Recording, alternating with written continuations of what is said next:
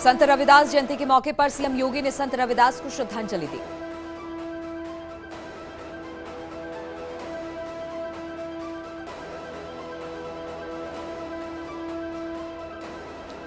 अपना दल कमेरवादी कृष्णा पटेल को झटका, राजवंत सिंह बीजेपी में हुए शामिल।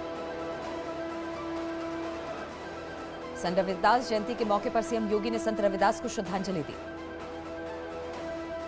दूसरे चरण का मतदान खत्म होने के बाद तीसरे चरण के लिए प्रचार तेज। आज मैनपुरी, औरैया और कानपुर में अमित शाह की जनसभाएं। कानपुर में कर सकते हैं डोर टू डोर कैंपेन और रोड शो। मुख्यमंत्री योगी के आज ताबड़तोड़ 3 रैलियां। कासगंज, फिरोजाबाद और इटावा में बीजेपी उम्मीदवारों के पक्ष में मांगेंगे वोट। प्रयागराज दौरे पर रहेंगे केंद्रीय सड़क परिवहन मंत्री नितिन गडकरी। सिद्धार्थनाथ सिंह के लिए करेंगे प्रचार। डिप्टी सीएम केशव प्रसाद मौर्य का आज फर्रुखाबाद दौरा। एटा और करहल, मैनपुरी में जनसभा को कार्यक्रम भी करेंगे।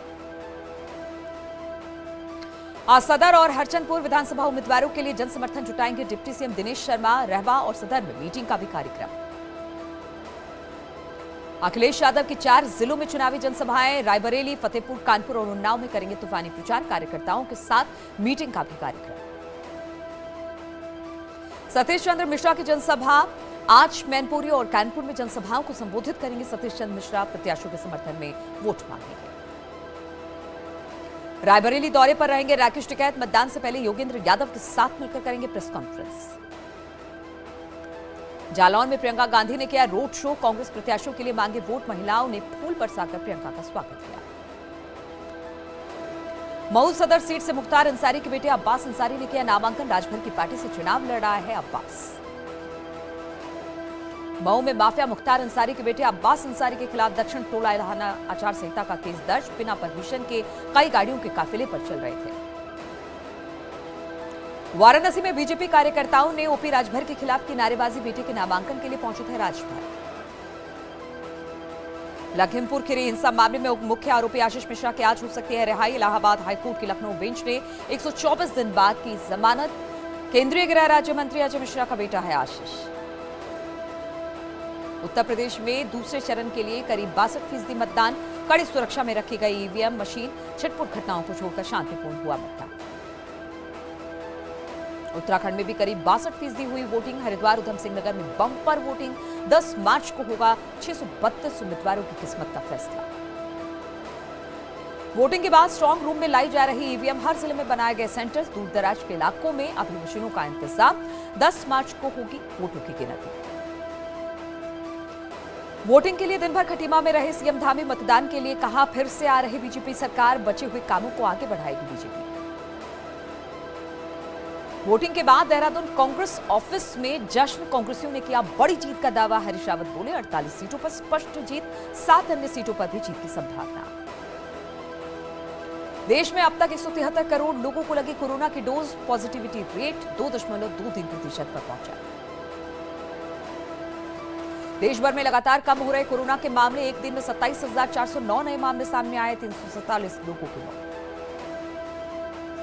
देश भर में एक दिन में 82,817 लोग हुए रिकवर। एक्टिव मरीजों की तादाद 4,23,127 हो गई। सीतापुर में एक भीषण सड़क हादसा। तेज रफ्तार ट्रक ने बाइक सवार को मारी टक्कर। हादसे में जीजा साले सहित 4 की मौके पर मौत। मथुरा में अचानक बस में लगी आग। बस में फंसे एक शख्स की मौत। मौके पर पहुंची फायर ब्रिगेड की टीम ने आग पर काबू पाया।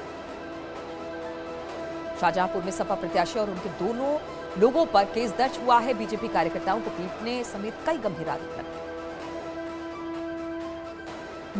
मेरठ में प्रॉपर्टी डीलर पर कुछ लोगों ने चलाई गोली। पीड़ित ने पत्नी और प्रेमी पर लगाए गंभीर आरोप। थाना लिसाड़ी गेट का मामला। आजमगढ़ गोली मारकर यहां प्रॉपर्टी डीलर की हत्या कर दी गई। शव को अस्पताल में छोड़कर फरार हुए लोग। पुलिस मामले की छानबीन में जुटी। ललितपुर में नकाबपोश बदमाशों ने एक व्यापारी को उसके ही घर में घुसकर जमकर पीटा। घर में रखे लाखों के सामान पर हाथ साफ किया। गोरखपुर पुलिस को बड़ी कामयाबी। एक शातिर बदमाश को किया गिरफ्तार। कब्जे से चोरी का सामान भी बरामद किया गया। संभल में एक मासूम का अनोखा वीडियो हो रहा वायरल। रो रो कर बीजेपी में शामिल होने की कह रहा है बात। सहारनपुर में हुई 71% वोटिंग, नकुड़ सीट पर सबसे ज्यादा 76% मतदान। बिजनौर में हुई करीब 66% वोटिंग, सभी 8 विधानसभा सीटों पर डाले गए वोट। मुरादाबाद की 6 विधानसभा सीटों के लिए डाले गए वोट, करीब 66% मतदान। संभल की चारों विधानसभा सीटों में करीब 58% मतदान। रामपुर की 5 विधानसभा सीटों पर मतदान, करीब 64% वोटिंग हुई। अमरोहा में हुआ करीब 67% मतदान।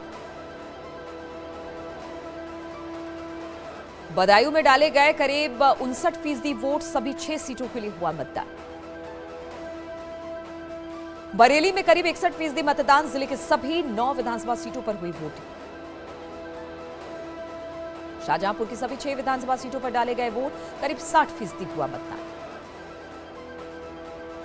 अल्मोड़ा की सभी 6 विधानसभा सीटों पर कुल 53% मतदान, सल्ट में सबसे कम 45% मतदान, अल्मोड़ा सीट पर सबसे ज्यादा 58% वोट।